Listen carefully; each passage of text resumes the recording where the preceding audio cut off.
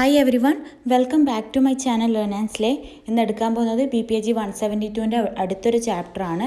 അതിന് മുമ്പായിട്ട് ഇപ്പോൾ എക്സാം അടുത്ത് വരികയാണ്. കുറേ ആൾ ഇപ്പോഴായിരിക്കും പഠിക്കാനൊക്കെ തുടങ്ങുന്നുണ്ടാകുക. അങ്ങനെയുള്ളവർക്ക് ഹെൽപ്ഫുള്ളായിട്ടുള്ള BPAG 172ൻ്റെ നോട്ട്സ് എൻ്റെ കയ്യിലുണ്ട്. ആവശ്യമുള്ളവർ വാട്സപ്പിൽ മെസ്സേജ് അയയ്ക്കുക. ഓക്കെ, വളരെ ഹെൽപ്ഫുള്ളാണ്. എക്സാം ഓറിയൻറ്റഡ് ആയിട്ട് സമ്മറൈസ് ആയിട്ടുള്ള കാര്യങ്ങളുള്ള നോട്ട്സാണ്. നിങ്ങൾക്ക് എന്തായാലും പഠിക്കാൻ അത് നല്ല ഹെൽപ്ഫുള്ളാകുന്നുള്ള കാര്യത്തിൽ ഒരു സംശയമില്ല. സോ പിന്നെ അതുപോലെ തന്നെ നിങ്ങൾ പ്രീവിയസ് ഇയർ ക്വസ്റ്റ്യൻ പേപ്പറൊക്കെ ഒന്ന് അനാലിസ് ചെയ്യുക. അതിനുശേഷം ഈ നോട്ട്സും ഒക്കെ ആയിട്ട് പഠിച്ചാൽ നിങ്ങൾക്ക് എന്തായാലും നല്ല മാർക്ക് തന്നെ സ്കോർ ചെയ്യാൻ വേണ്ടി പറ്റും. എൻ്റെ വാട്സപ്പ് നമ്പർ ഞാൻ കമൻറ്റ് സെക്ഷനിൽ പിൻ ചെയ്ത് വെക്കാം. അതിൽ മെസ്സേജ് അയച്ചാൽ മതി നോട്ട്സിന് വേണ്ടിയിട്ട്. സോ ഞാൻ ഇന്ന് എടുക്കാൻ പോകുന്ന ചാപ്റ്റർ BPAG 172ലെ unit 3 governance framework in India. അപ്പോൾ നമ്മൾ കഴിഞ്ഞ 2 ചാപ്റ്ററിൻ്റെ വീഡിയോ ഓൾറെഡി അപ്ലോഡ് ചെയ്തിട്ടുണ്ട്. കാണാത്തവരുണ്ടെങ്കിൽ അതൊന്ന് പോയി കാണുക. അപ്പോൾ സെക്കൻഡ് ചാപ്റ്റർ ഗവേണൻസിനെ കുറിച്ചായിരുന്നു അല്ലേ. അപ്പോൾ തേർഡ് ചാപ്റ്റർ എന്താ, ഇന്ത്യയിൽ എങ്ങനെയാണ് ഗവേണൻസ് നടക്കുന്നത് എന്ന് കുറിച്ച് പറയുന്ന ഒരു ചാപ്റ്ററാണിത്. ഇതിൽ ഫസ്റ്റ് ഇൻട്രൊഡക്ഷൻ നമുക്ക് നോക്കാം. ഇൻട്രൊഡക്ഷനിൽ എന്താണ് ഗവേണൻസ് എന്ന് പറയുന്നുണ്ട്. ഗവേണൻസ് എന്ന് പറയുന്നത് എന്താണ്? The way decisions are made, implemented and managed by both government and non government actors to improve the lives of people. അതായത് ഒരു രാജ്യത്തെ ജനങ്ങളുടെ ജീവിതം, അവരുടെ ലൈഫ് ഇമ്പ്രൂവ് ചെയ്യാൻ വേണ്ടിയിട്ട് പിന്നെ ഗവൺമെൻറ് ആക്ടേഴ്സും നോൺ ഗവൺമെൻറ്റൽ ആക്ടേഴ്സും. ആരാണ് non governmental actors? Civil society, private sectors, പിന്നെ അതുപോലെ തന്നെ അവിടുത്തെ സിറ്റിസൺസ് ഒക്കെയാണ് നോൺ ഗവൺമെൻറ്റൽ ആക്ടേഴ്സ്. അവരും പിന്നെ ഗവൺമെൻറ്റും കൂടി ഒത്തൊരുമിച്ച് കൊളാബറേറ്റ് ചെയ്തിട്ട് ഡിസിഷൻസ് ഇംപ്ലിമെൻറ്റ് ചെയ്യുന്നതിനെയാണ് എന്ത് പറയുന്നത്? ഗവേണൻസ് എന്ന് പറയുന്നത്. It involves working together peacefully to achieve goals like economic growth, better health for children, equal opportunities for men and women. എന്താണ് ഗവേണൻസ് കൊണ്ട് ഇവർ എന്ത് ഗോളാണ് അച്ചീവ് ചെയ്യാൻ നോക്കുന്നത്? അതായത് രാജ്യത്ത് എക്കണോമിക് ഗ്രോത്ത് വരുത്തിക്കുക, പിന്നെ അതുപോലെ തന്നെ അവിടുത്തെ ചിൽഡ്രൻ്റെ ഹെൽത്ത് നന്നാക്കി എടുക്കുക, അതുപോലെ തന്നെ ഒരുപോലെ ഓപ്പർച്യൂണിറ്റീസ് നൽകപ്പെടുക. ആർക്ക്? Men and women. അതുപോലെ തന്നെ എൻവയോൺമെൻറ്റൽ പ്രൊട്ടക്റ്റ് ചെയ്യുക, കൾച്ചർ പ്രിസർവ് ചെയ്യുക. ഇത്തരത്തിലുള്ള ഗോൾ അച്ചീവ് ചെയ്യാൻ വേണ്ടിയിട്ടാണ് ഗവേണൻസ് മുന്നിട്ട് നിൽക്കുന്നത്. ഓക്കെ, അപ്പോൾ ഇതിൽ പറയുന്ന ഒരു എക്സാമ്പിൾ ഉണ്ട്. 2015-16 ഇടയിലായിട്ട് മുംബൈയിൽ കുറച്ച് വളണ്ടിയേഴ്സ് എന്ത് ചെയ്തിട്ടുണ്ട്? സിറ്റിസൺസ് എന്ത് ചെയ്തു? അവർ വെർസോവ ബീച്ച് ഫുൾ ക്ലീൻ ചെയ്തു. അവിടുത്തെ ഗാർബേജൊക്കെ എടുത്തിട്ട് അവിടെ ഫുൾ ക്ലീൻ ചെയ്തിട്ടുണ്ട്. അതിൽ പാർട്ടിസിപ്പേറ്റ് ചെയ്ത ആരാണ്? സിറ്റിസൺസ് ആണ് അല്ലേ. സിറ്റിസൺസിൻ്റെ പാർട്ടിസിപ്പേഷനാണ് നടന്നിട്ടുള്ളത്. പിന്നെ അതുപോലെ തന്നെ അവർക്ക് വേണ്ട ടൂൾസ് ആൻഡ് ഗാർബേജ് ട്രക്സൊക്കെ ആരാ കൊടുത്തത്? ബ്രിഹാൻ മുംബൈ മുനിസിപ്പൽ കോർപ്പറേഷനാണ് കൊടുത്തിട്ടുള്ളത്. അപ്പോൾ ഇതിലൂടെ നമുക്ക് എന്ത് മനസ്സിലാക്കാം? ഇതൊരു ഗവേണൻസിൻ്റെ ഉദാഹരണമാണ് അല്ലേ. അതായത് ഒരു രാജ്യത്തെ സിറ്റിസൺസും അവിടുത്തെ ഗവൺമെൻറ്റൽ ഇൻസ്റ്റിറ്റ്യൂഷൻ അല്ലെങ്കിൽ നോൺ ഗവൺമെൻറ്റൽ ഇൻസ്റ്റിറ്റ്യൂഷനും കൂടി കൊളാബറേറ്റ് ചെയ്തിട്ട് ഒരു കാര്യം നടപ്പിലാക്കുമ്പോൾ അതിനെ നമുക്ക് ഗവേണൻസ് എന്ന് വിളിക്കാം. ഓക്കെ, ഇതിൻ്റെ റിസൾട്ടായിട്ട് എന്താ സംഭവിച്ചത്? ബീച്ച് നല്ല ക്ലീനായി. പിന്നെ അതുപോലെ തന്നെ പീപ്പിൾ ലേൺഡ് ഇമ്പോർട്ടൻറ്റ് സ്കിൽസ്. ആ പാർട്ടിസിപ്പേറ്റ് ചെയ്ത ജനങ്ങൾ എന്ത് പഠിച്ചു? ടീം വർക്ക് പഠിച്ചു, എങ്ങനെ പ്രോബ്ലം സോൾവ് ചെയ്യാമെന്ന് പഠിച്ചു, എങ്ങനെ ഡിസിഷൻ മേക്ക് ചെയ്യാമെന്ന് പഠിച്ചു അല്ലേ. അപ്പോൾ this initiative was recognised globally as the world's largest beach cleanup. ഈ ഇനീഷ്യേറ്റീവ് പിന്നെ എന്താണ് അറിയപ്പെട്ടിരുന്നത്? വേൾഡിലെ തന്നെ ലാർജസ്റ്റ് ബീച്ച് ക്ലീനപ്പ് എന്ന് പറഞ്ഞിട്ടാണ് അറിയപ്പെട്ടിരുന്നത്. ഓക്കെ, അപ്പോൾ ഈ ഒരു എക്സാമ്പിളിലൂടെ നമുക്ക് മനസ്സിലാക്കാൻ പറ്റുന്നത് ഗവേണൻസിനെ കുറിച്ചാണ്. എങ്ങനെയാണ് സിറ്റിസൺസും ഗവൺമെൻറ് ഓഫീഷ്യൽസും പിന്നെ ഒത്തൊരുമിച്ച് വർക്ക് ചെയ്തിട്ട് ഒരു പ്രോബ്ലത്തെ സോൾവ് ചെയ്യുന്നു എന്നുള്ളത് നമുക്കിവിടെ കാണാൻ പറ്റി. ഓക്കെ, ഇനി ഈ യൂണിറ്റിൽ നമുക്ക് ഇന്ത്യയിലെ ഗവേണൻസ് എങ്ങനെയാണെന്ന് നമുക്ക് നോക്കാൻ പറ്റും. അപ്പോൾ അതുപോലെ തന്നെ ഗവേണൻസ് ഇൻഡിക്കേറ്റേഴ്സ്, അതായത് നമ്മൾ ഇതിൽ ഫാക്ടേഴ്സ് എക്സാമിൻ ചെയ്യും. എന്തൊക്കെ ഫാക്ടേഴ്സാണ് എക്സാമിൻ ചെയ്യുക? How well governance is working such as transparency, citizen participation and accountability. ഇന്ത്യയിൽ എങ്ങനെയൊക്കെയാണ് ഗവേണൻസ് വർക്ക് ചെയ്യുന്നത് എന്നുള്ള കാര്യങ്ങളൊക്കെ നമ്മൾ ഈ ചാപ്റ്ററിലൂടെ നോക്കുന്നതായിരിക്കും. സോ ഇൻട്രൊഡക്ഷൻ മനസ്സിലായല്ലോ. ഇനി നമുക്ക് അടുത്ത ഭാഗത്തേക്ക് പോകാം. അടുത്തത് operational framework of governance, role of state actors. ഈ ഒരു പാരഗ്രാഫിൽ പറയുന്നത് governance in India based on the rule of law, meaning that no one is above the law. അതായത് ഇന്ത്യയിലെ ഗവേണൻസ് എന്തിനെ ബേസ് ചെയ്തിട്ടാണ്? ഒരുപാട് നിയമങ്ങളെ ബേസ് ചെയ്തിട്ടാണ്. ആ നിയമങ്ങളൊന്നും എന്താണ് സൂചിപ്പിക്കുന്നത്? ആരും നിയമത്തിന് മുകളിലല്ല അല്ലേ. അത് ഗവൺമെൻറ് ആയിക്കോട്ടെ, ജുഡീഷ്യറി ആയിക്കോട്ടെ, ഇനി എന്ത് തന്നെ പവർ ആയിക്കോട്ടെ, ആരും നിയമത്തിന് മുകളിലല്ല. This idea ensure that the government works for the welfare of people and treats everyone equally. അതായത് ഇന്ത്യയിലെ ഗവൺമെൻറ് എങ്ങനെയാണ് മുന്നോട്ട് പോയിക്കൊണ്ടിരിക്കുന്നത്, ജനങ്ങളുടെ വെൽഫെയറിന് വേണ്ടി പ്രവർത്തിച്ചും അവിടുത്തെ ജനങ്ങളെയെല്ലാം ഈക്വലി ട്രീറ്റ് ചെയ്തുകൊണ്ടും മുന്നോട്ട് പോകണം എന്നത് എൻഷുർ ചെയ്യാനാണ് ഇത്തരത്തിലുള്ള ഗവേണൻസ് ഇന്ത്യയിൽ നടക്കുന്നത്. മനസ്സിലായല്ലോ? Regardless of caste, religion, gender or other differences. കാസ്റ്റിൻ്റെ കാര്യത്തിലായാലും റിലീജിയനായാലും ജെൻഡറിലൊന്നും ഒരു ഇന്നിക്വാലിറ്റിയും വരുത്താതെ എല്ലാവരും ഈക്വലി ട്രീറ്റ് ചെയ്തിട്ട് വേണം ഇവിടുത്തെ ഇന്ത്യയിലെ നിയമങ്ങൾ മുന്നോട്ട് പോകാൻ. അതുകൊണ്ടാണ് ഈ രീതിയിലാണ് ഇന്ത്യയിലെ ഗവേണൻസ് നടക്കുന്നത്. ഇന്ത്യയിലെ ഗവേണൻസ് എന്തിനെ ബേസ് ചെയ്തിട്ടാണ്? Rule of law. Rule of law അതെന്താണ് മീൻ ചെയ്യുന്നത്? ആരും നിയമത്തിന് മുകളിലല്ല. നിയമമാണ് ഏറ്റവും കൂടുതൽ ഇമ്പോർട്ടൻസ് ഉള്ള സംഭവം. എല്ലാവരും നിയമം പാലിച്ച് ജീവിക്കണം, അല്ലേ? ആർക്കും ഒരു തരത്തിലുള്ള സുപ്രീമസിയും ഇല്ല. ഓക്കെ, ഇനി അടുത്തതായിട്ട് നമുക്കിതിന് എന്തൊക്കെയാണ് ഇതിൽ പറയുന്നത് നോക്കാം. ഫസ്റ്റ് തന്നെ കോൺസ്റ്റിറ്റ്യൂഷണൽ സുപ്രീമസി. ഏറ്റവും ഉയരത്തിൽ എന്താണുള്ളത്, ഏറ്റവും സുപ്രീമായിട്ടുള്ളത് എന്താണ്? ഇന്ത്യൻ ഭരണഘടനയിൽ തന്നെ കോൺസ്റ്റിറ്റ്യൂഷണൽ ആണ്. അതായത് കോൺസ്റ്റിറ്റ്യൂഷൻസ് ആണ് ഏറ്റവും സുപ്രീമായിട്ടുള്ളത്. ഓക്കെ, അതാണ് ഇവിടെ മെയിനായിട്ട് പറയുന്നത്. The constitution is the highest law of the land adopted on November 26, 1949. It sets the rule for governance. ഈ കോൺസ്റ്റിറ്റ്യൂഷനാണ് എന്ത് സെറ്റ് ചെയ്യുന്നത്? ഗവേണൻസ് ചെയ്യാൻ വേണ്ടിയിട്ടുള്ള റൂൾസ് സെറ്റ് ചെയ്യുന്നത്. അതുപോലെ തന്നെ ഇതെന്ത് എൻഷുർ ചെയ്യുന്നുണ്ട്? ജസ്റ്റിസ് നീതി നടപ്പാക്കുന്നുണ്ട്, ലിബേർട്ടി നടപ്പാക്കുന്നുണ്ട്, ഇക്വാലിറ്റി നടപ്പാക്കുന്നുണ്ട്, and fraternity for all citizen. അവിടുത്തെ സിറ്റിസൺസിനെല്ലാം ഇതൊക്കെ എൻഷുർ ചെയ്യുന്നുണ്ട്. ഈ പറഞ്ഞ കാര്യങ്ങളൊക്കെ എൻഷുർ ചെയ്യാൻ വേണ്ടിയിട്ട് ഈ ഗവേണൻസ് എങ്ങനെ നടത്തിക്കണം എന്നുള്ള റൂള് സെറ്റ് ചെയ്യുന്നത് ആരാണ്? കോൺസ്റ്റിറ്റ്യൂഷൻ ആണ്. ഓക്കെ, അതെങ്ങനെയാണ് ചെയ്യുന്നത് നോക്കാം. It defines powers and responsibility of the legislator, executive and judiciary. Okay, അപ്പോൾ കോൺസ്റ്റിറ്റ്യൂഷനാണ് ഓരോരാൾക്കും പവർ ഡിസ്ട്രിബ്യൂട്ട് ചെയ്യുന്നത്, ഓരോ റെസ്പോൺസിബിലിറ്റി കൊടുക്കുന്നത്. ആർക്കൊക്കെ? ലെജിസ്ട്രേഷനും എക്സിക്യൂട്ടീവിനും ജുഡീഷ്യറിക്കും ഓരോ പവർ ഡിസ്ട്രിബ്യൂട്ട് ചെയ്യുന്നത് ആരാണ്? കോൺസ്റ്റിറ്റ്യൂഷനാണ്. ഏറ്റവും അപ്പോൾ സുപ്രീമാണ് ആരാണ്? കോൺസ്റ്റിറ്റ്യൂഷൻ, അല്ലേ? Specify the rights and duties of citizen. അതുപോലെ തന്നെ അതെന്തും കൂടി പറഞ്ഞു തരുന്നുണ്ട്. ഓരോ സിറ്റിസൺസിൻ്റെയും ഡ്യൂട്ടീസ് എന്താണ്, റൈറ്റ്സ് എന്താണെന്ന് പറയുന്നുണ്ട്. പിന്നെ അതുപോലെ തന്നെ it allows courts to enforce fundamental rights if they are violated. ഏതെങ്കിലും തരത്തിൽ നിയമത്തെ ആരെങ്കിലും വയലേറ്റ് ചെയ്താൽ, റൂൾ ആരെങ്കിലും തെറ്റിച്ചാൽ എന്ത് ചെയ്യും? അതിനെ കോർട്ടിലൂടെ, കോടതി വഴി അതിനെ ചോദ്യം ചെയ്യപ്പെടുക തന്നെ ചെയ്യും, അല്ലേ? Allows courts to enforce fundamental rights if they are violated. അതിന് തക്കതായ പണിഷ്മെൻറ്റ് നൽകും, അല്ലേ?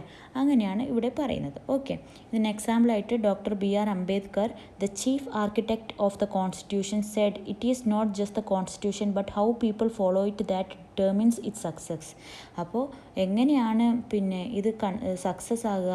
ഒരു കോൺസ്റ്റിറ്റ്യൂഷൻ എങ്ങനെയാണ് സക്സസ് ആകുക? വെറും ഒരു കോൺസ്റ്റിറ്റ്യൂഷൻ ക്രിയേറ്റ് ചെയ്യപ്പെട്ടാൽ മാത്രം പോരാ, അല്ലേ? അത് ആര് ഫോളോ ചെയ്യണം? അവിടുത്തെ ജനങ്ങൾ നല്ല രീതിയിൽ ഫോളോ ചെയ്താൽ മാത്രമേ നമുക്കത് സക്സസ് ആയെന്ന് പറയാൻ പറ്റൂ. എന്തെങ്കിലും കുറേ നിയമങ്ങൾ വാരി വലിച്ചുണ്ടാക്കിയാൽ മാത്രം പോരല്ലോ. അവിടുത്തെ ജനങ്ങൾ അതൊന്നും പാലിക്കാതെ ജീവിക്കുകയാണെങ്കിൽ പിന്നെ ആ നിയമങ്ങളെ കൊണ്ട് എന്തു കാര്യമാണുള്ളത്? അപ്പോൾ അത് പാലിച്ചാൽ മാത്രമേ സക്സസ് ഉണ്ടാവുള്ളൂ, അല്ലേ?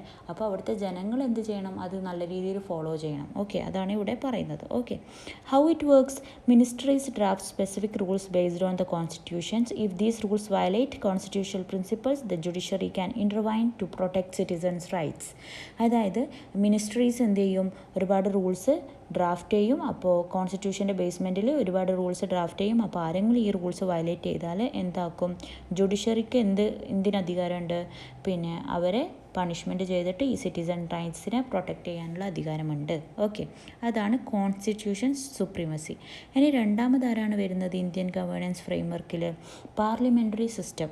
പാർലമെൻറ്റാണ്. Okay, India's parliament is the centre of governance. ഗവേണൻസിൻ്റെ സെൻറ്ററായിട്ട് പ്രവർത്തിക്കുന്നത് ആരാണ്? പാർലമെൻറ്റാണ്. It ensures that the government is accountable for its action. അതായത് ഗവൺമെൻറ് എന്തെങ്കിലും തരത്തിൽ ആക്ഷൻ എടുത്താലും അവർ അതിന് അക്കൗണ്ടബിൾ ആണ്. അതിന് എന്തെങ്കിലും ആക്ഷൻ എടുക്കുമ്പോൾ അതിന് മറുപടി പറയാൻ അവർ റെഡി ആയിരിക്കണം. ഓക്കെ, അപ്പോൾ അതാണ് ഇവിടെ പറയുന്നത്. ഇനി പാർലമെൻറ്റിൻ്റെ സ്ട്രക്ചറിനെ കുറിച്ച് ഇവിടെ പറയുന്നുണ്ട്. പാർലമെൻറ്റ് സ്ട്രക്ചറിൽ ഉള്ളത് ഫസ്റ്റ് ആരാണ്? പ്രസിഡൻ്റാണ്. പ്രസിഡൻ്റ് എന്ന് പറയുന്നത് head of the state but not a member of parliament. പ്രസിഡൻ്റ് എന്ന് പറയുന്നത് ആ സ്റ്റേറ്റിൻ്റെ ഹെഡാണ്. ഓക്കെ, ഗവൺമെൻറ്റിൻ്റെ ഹെഡാണ്. പക്ഷെ അദ്ദേഹം പാർലമെൻറ്റിൻ്റെ ഒരു മെമ്പറല്ല. അദ്ദേഹം ഒരിക്കലും രാജ്യസഭ, ലോകസഭ എന്നീ രണ്ട് സംഭവത്തിൻ്റെ മെമ്പറല്ല. പക്ഷെ അദ്ദേഹം എന്താണ്, ഹെഡ് ഓഫ് ദ സ്റ്റേറ്റ് ആണ്. പക്ഷെ അദ്ദേഹം വിചാരിച്ചാൽ മാത്രമേ ഒരു രാജ്യത്ത് എന്ത് പോളിസിയും ഇംപ്ലിമെൻറ്റ് ചെയ്യാൻ വേണ്ടി പറ്റുള്ളൂ. അദ്ദേഹത്തിൻ്റെ സൈന് ഏത് ബില്ല് പാസ്സാകണമെങ്കിലും അദ്ദേഹത്തിൻ്റെ സൈൻ അത്യാവശ്യമാണ്. അപ്പോൾ അതാണ് അവിടെ പറയുന്നത്, signs bills passed by parliament to make them laws. അപ്പോൾ അദ്ദേഹമാണ് ബില്ല് പാസ്സാക്കിയിട്ട് പാർലമെൻറ്റിന് കൊടുക്കുന്നത്. അപ്പോൾ അതാണ് ലോ ആയിട്ട് വരുന്നത്. ഓക്കെ. അതുപോലെ തന്നെ അദ്ദേഹത്തിന് എന്തും ചെയ്യാൻ പറ്റും. ഒരു ബില്ല് റീകൺസിഡർ ചെയ്യണമെങ്കിലും, ഒന്നുകൂടി നോക്കണമെങ്കിൽ റീകൺസിഡർ ചെയ്യണമെങ്കിലും അദ്ദേഹത്തിന് സാധിക്കും. അതുപോലെ തന്നെ receives important reports like finance commission, auditor general and presents them to parliament. ഇദ്ദേഹമാണ് വളരെ പ്രധാനപ്പെട്ട റിപ്പോർട്ടുകളൊക്കെ റിസീവ് ചെയ്തിട്ട് അത് പാർലമെൻറ്റിൽ പ്രസൻറ്റ് ചെയ്യുന്നത്. ഓക്കെ, മനസ്സിലായല്ലോ. അപ്പോൾ ഇവിടെ പറയുന്നുണ്ട്, APJ Abdul Kalam as A president send back the office of profit bill for consideration. Abdul Kalam sir എന്ത് ചെയ്തിട്ടുണ്ട്, ഒരു office of profit bill reconsider ചെയ്യാൻ വേണ്ടിയിട്ട് പ്രോഫിറ്റ് ബില്ല് റീകൺസിഡർ ചെയ്യാൻ വേണ്ടിയിട്ട് ഓഫീസിലേക്ക് തിരിച്ചയച്ചിട്ടുണ്ട്. ഓക്കെ. ഇനി അടുത്തതാണ് ലോക്സഭ. നമ്മൾ പാർലമെൻറ്റിൻ്റെ സ്ട്രക്ചറാണ് പറഞ്ഞുകൊണ്ടിരിക്കുന്നത്. അതിൽ ഫസ്റ്റ് ആരാണ്, പ്രസിഡൻ്റ് എന്ന് പറഞ്ഞു. രണ്ടാമത് നമ്മൾ ലോക്സഭയെക്കുറിച്ചാണ് പറയുന്നത്. ലോക്സഭ എന്ന് പറയുമ്പം തന്നെ നമുക്കതിലർത്ഥം മനസ്സിലാക്കാം, house of people. Okay. Members are elected by the citizen. അതിൽ ലോക്സഭയിലെ മെമ്പേഴ്സിനെയൊക്കെ ആരാണ് ഇലക്ട് ചെയ്യുന്നത്? നമ്മുടെ സിറ്റിസൺസ്, അതായത് പൗരന്മാർ, ജനങ്ങളാണ് ആരെ എലക്ട് ചെയ്യുന്നത്? ലോക്സഭ മെമ്പേഴ്സിനെ. Can pass a non confidence motion to remove the government if it loses the majority. Okay. അതുപോലെ തന്നെ അപ്പോൾ ആർക്ക് ഇവരെ റിമൂവ് ചെയ്യാനുള്ള അധികാരമുണ്ട്? ഗവൺമെൻറ്റിന് റിമൂവ് ചെയ്യാം. ഇവർ മെജോറിറ്റി ലോസ് ആകലാണെങ്കിൽ, അവരെ റിമൂവ് ചെയ്യാനുള്ള അധികാരമുണ്ട്. ഓക്കെ. ഇനി നമുക്ക് നോക്കാം അടുത്തത് രാജ്യസഭ എന്ന് പറയുന്നത് council of States. Members represent the States. ഓരോ സംസ്ഥാനത്തെയും റെപ്രസെൻറ്റ് ചെയ്യുന്ന മെമ്പേഴ്സ് ഉണ്ടായിരിക്കും. Races important issues and discuss policies. അവരെന്താണ് റേസ് ചെയ്യുക? ആ രാജ്യത്തെ ഇമ്പോർട്ടൻറ്റ് ഇഷ്യൂസ്, പിന്നെ അതുപോലെ തന്നെ പോളിസീസൊക്കെ ഡിസ്കസ് ചെയ്യും. ഓക്കെ. എന്ന് നമുക്ക് നോക്കാം കീ ഫങ്ഷൻസ് ഓഫ് പാർലമെൻറ്റിൻ്റെ ഫങ്ഷൻസ് എന്തൊക്കെയാണ്? ഒന്ന്, ലോ ഉണ്ടാക്കുക, making law, debates and passes bills. ഒരുപാട് സംവാദങ്ങളും ബില്ലൊക്കെ പാസ്സാക്കുക, അങ്ങനെ മേക്കിംഗ് ലോ ആണ് ഒന്നാമത്തെ ഫങ്ഷൻ. ഇനി രണ്ടാമത്തെ function, holding the government accountable. ഗവൺമെൻറ്റിനെ ജനങ്ങൾക്ക് മുന്നിൽ അക്കൗണ്ടബിളായിട്ട് ഹോൾഡ് ചെയ്ത് വെക്കുക. Members can question policies or decisions through debate and question hours. നമ്മളിപ്പോൾ ടി വിയിലൊക്കെ ഒരുപാട് കാണുന്നില്ലേ ഡിബേറ്റൊക്കെ നടക്കുന്ന പാർലമെൻറ്റിൻ്റെ ഉള്ളിൽ. അപ്പോൾ അതൊക്കെ എന്താണ്, ക്വസ്റ്റ്യൻ ചെയ്യാണ്. ഓരോ പോളിസീസിനെയും ഓരോ ഡിസിഷൻസിനെയും ഡിബേറ്റിലൂടെയും ക്വസ്റ്റ്യൻ അവേഴ്സിലൂടെയും എല്ലാം ചോദ്യം ചെയ്യുകയാണ്. Okay.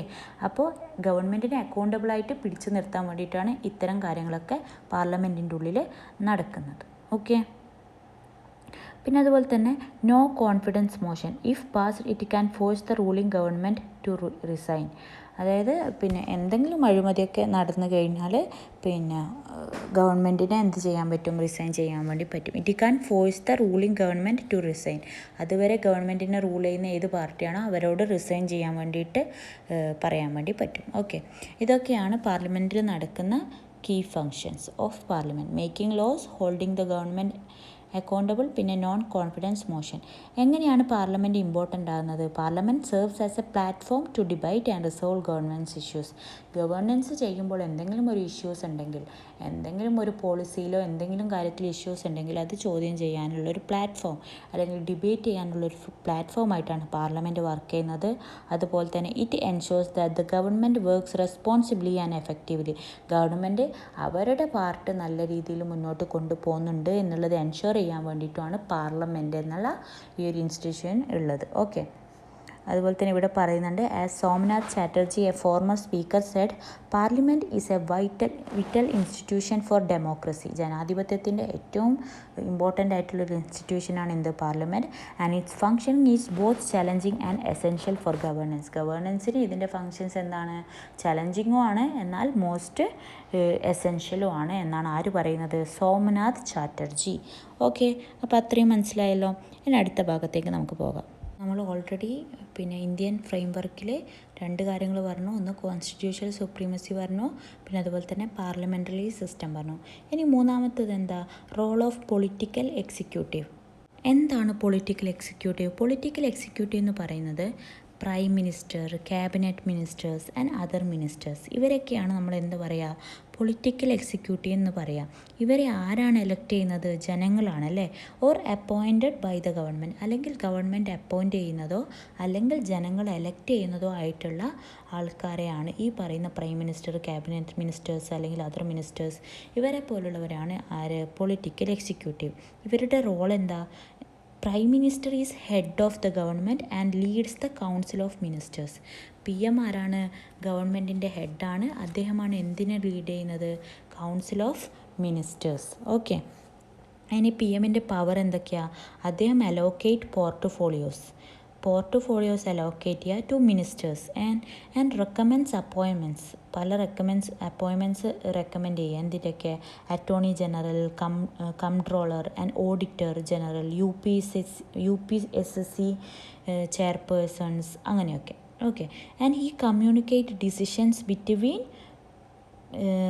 Council of ministers and the president. അദ്ദേഹമാണ് എന്ത് കമ്മ്യൂണിക്കേറ്റ് ചെയ്യുന്നത്? പ്രസിഡൻറ്റിനോടെയും ഇടയിലായിട്ടും പിന്നെ അതുപോലെ തന്നെ കൗൺസിൽ ഓഫ് മിനിസ്റ്ററിൻ്റെ ഇടയിലായിട്ടും ഡിസിഷൻ കമ്മ്യൂണിക്കേറ്റ് ചെയ്യുന്നത് ആരാണ്? PM ആണ്. ഓക്കെ. ഇനി ക്യാബിനറ്റ് റെസൊല്യൂഷൻസ്, അതെന്താണെന്ന് നോക്കാം. ഇതിൻ്റെ കീഴിൽ തന്നെ വരുന്നതാണ്. അതായത് പൊളിറ്റിക്കൽ എക്സിക്യൂട്ടീവിൻ്റെ കീഴിൽ തന്നെ വരുന്നതാണ് ആര്? Cabinet resolutions. Cabinet resolutions can pass decisions for implementing program. Okay. എന്തെങ്കിലും ഒരു പ്രോഗ്രാം ഇംപ്ലിമെൻറ്റ് ചെയ്യുമ്പോൾ അതിൻ്റെ തീരുമാനങ്ങൾ എടുക്കുന്നത് ആരാണ്? ക്യാബിനറ്റാണ്. അതിൽ in 1915 the planning commission was created through a cabinet resolution to guide India's economic development. Okay. ഇന്ത്യയുടെ economic ഡെവലപ്മെൻറ്റിന്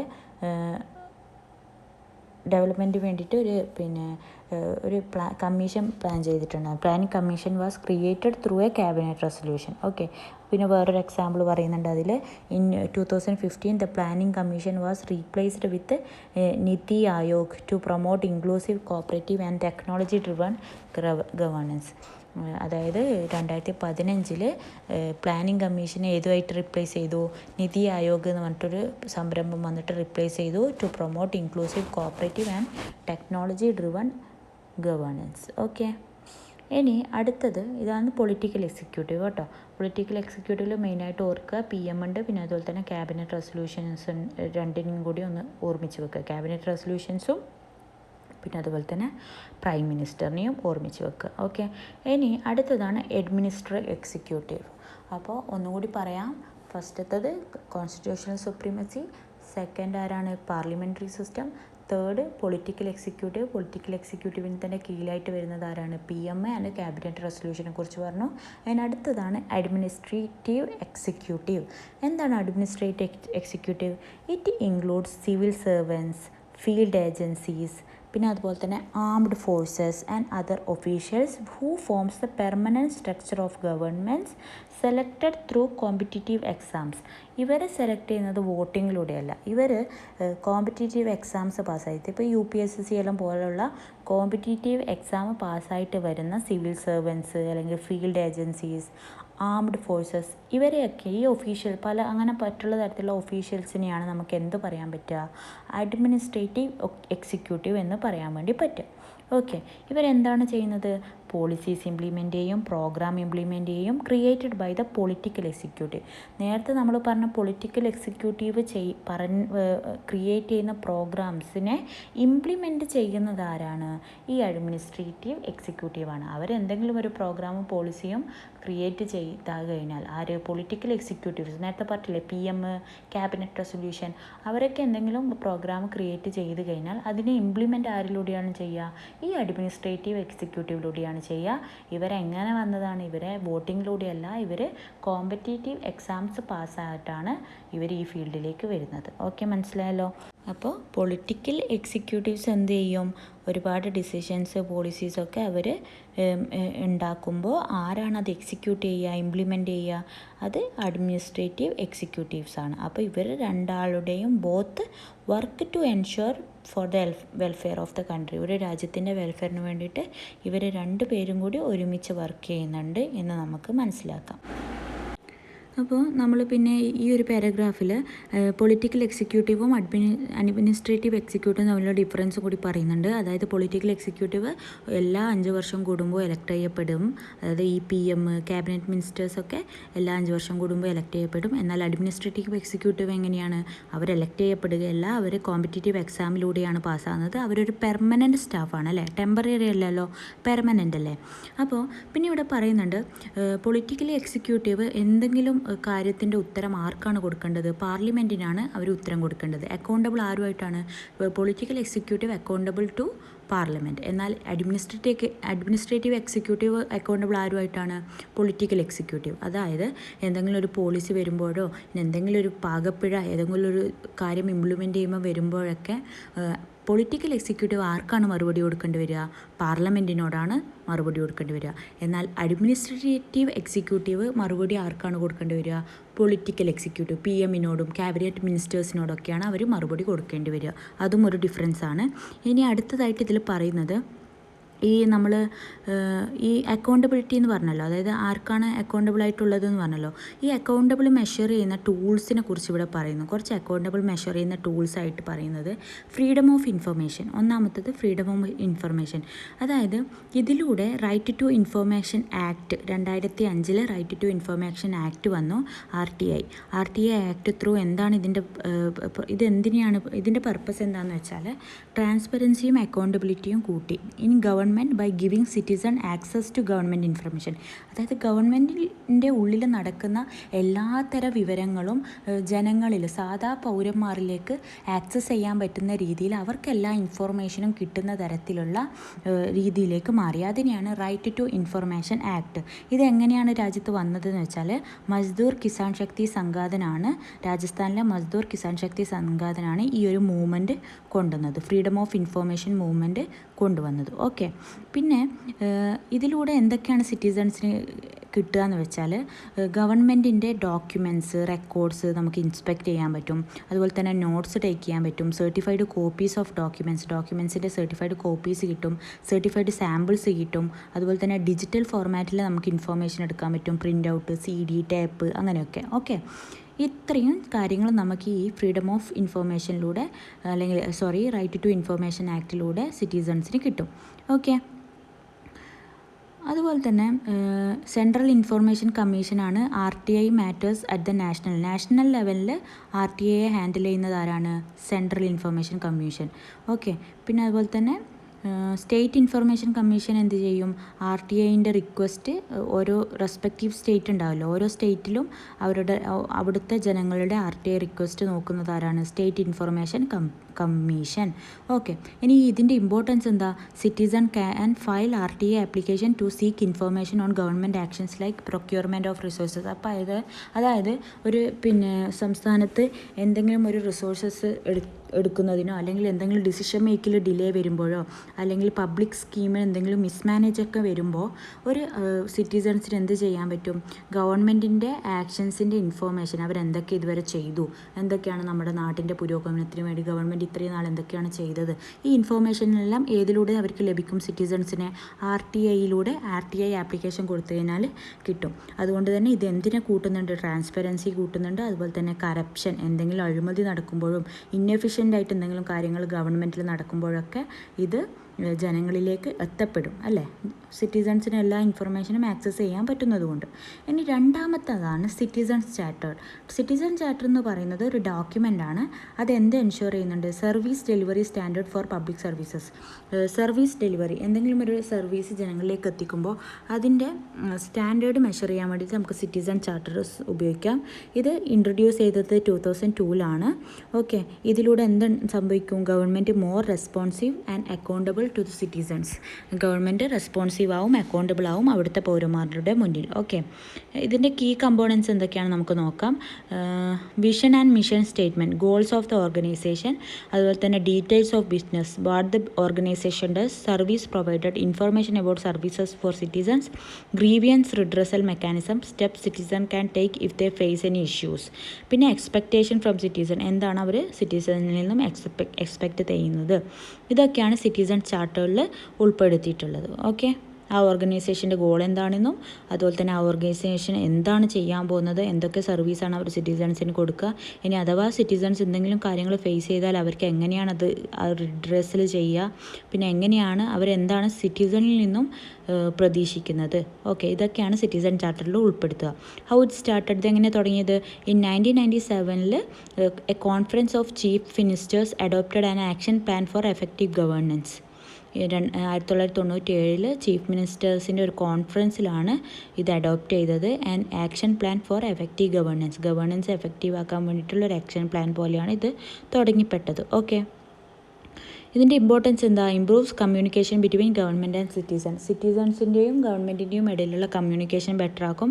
clear expectations for government services, പിന്നെ അതുപോലെ തന്നെ അതായത് എല്ലാം ക്ലിയർ ആയിരിക്കും അല്ലേ, സിറ്റിസൺസിന് ഒരു ക്ലിയർ എക്സ്പെക്റ്റേഷൻ കിട്ടും എന്തൊക്കെ ഗവൺമെൻറ്റിൽ നിന്ന് പ്രതീക്ഷിക്കാമെന്നും പിന്നെ അതുപോലെ തന്നെ എങ്ങനെയൊക്കെ അത് ആക്സസ് ചെയ്യാൻ പറ്റും എന്നുള്ള ഒരു കാര്യങ്ങൾ നമുക്ക് ഈ സിറ്റിസൺ ചാർട്ടറിലൂടെ ലഭിക്കും.